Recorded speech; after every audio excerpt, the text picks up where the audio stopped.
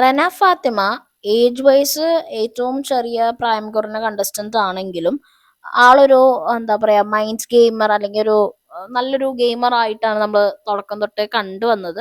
ആളുടെ ഒരു ഇനീഷ്യൽ ഒരു സ്റ്റേജിലൊക്കെ നമുക്ക് അങ്ങനെ തോന്നിയത് നല്ലൊരു ഗെയിമർ ആണ്, ഇമ്മച്യൂർ എന്നല്ല, നല്ലൊരു മെച്യൂരിറ്റി ഉള്ള നല്ലപോലെ കളിക്കാൻ അറിയുന്ന കാര്യമായിട്ട് ചെയ്യുന്ന കുട്ടിയാണെന്നുള്ളൊരു ധാരണ നമുക്കുണ്ടായിരുന്നു. പക്ഷെ ഇപ്പോഴായപ്പോൾ റെനയുടെ ഒരു ക്യാരക്ടർ കുറച്ച് ഓവറായി തുടങ്ങിയിട്ടുണ്ട്. വേറെ ഒന്നുമല്ല, നമ്മൾ മുമ്പ് ഒണിയലായിട്ട് വഴക്കിട്ട സമയത്തും പുള്ളിക്കാരി ആ ഒരു വഴക്കിന്റെ ഇത് ഭയങ്കര ഒരു എന്താ പറയാ ഭയങ്കര ലൈറ്റ് ആയിട്ട് എടുത്തിട്ട് കുറെ അവരെ കളിയാക്കുന്ന രീതിയിൽ, അല്ലെങ്കിൽ നമുക്ക് എല്ലാവർക്കും അത്ര അക്സെപ്റ്റബിൾ ആയിട്ടുള്ള ഒരു രീതിയിലൊന്നുമല്ല പുള്ളിക്കാരി ബിഹേവ് ചെയ്യുന്നത്. ഭയങ്കര ഇമ്മച്വർ ആയിട്ട് ഒരു ബിഗ് ബോസ് എന്ന് പറഞ്ഞ അത്രയും വലിയ പ്ലാറ്റ്ഫോമിൽ അങ്ങനെ ഒരു ഭയങ്കര ഇറിറ്റേറ്റിംഗ് ആയിട്ടും അതുപോലെ തന്നെ ഒട്ടും മെച്യൂരിറ്റി ഇല്ലാത്ത രീതിയിലാണ് ആ ഒരു ഫൈറ്റിൽ ഉണ്ടായത്. അതുപോലെ തന്നെയാണ് ഇന്ന് അനീഷിന്റെ അടുത്തും. മുമ്പ് അനീഷ് കാലില് ചെയർ വീണ ഒരു സംഭവത്തിലും നമുക്ക് കാണാൻ സാധിക്കുന്നുണ്ടായിരുന്നു റന ഇങ്ങനെ കൊഞ്ചനം കുത്തുന്ന പോലെയും അങ്ങനെയൊക്കെ.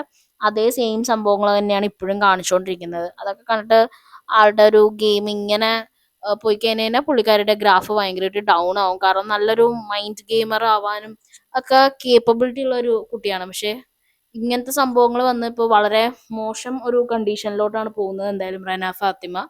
അപ്പോൾ ഇനി വരും ദിവസങ്ങളിൽ ഇങ്ങനെ തന്നെയാണെങ്കിൽ നല്ല രീതിയിൽ നെഗറ്റീവും ഹേറ്റഡും വരാനുള്ള ചാൻസ് കൂടുതലാണ്.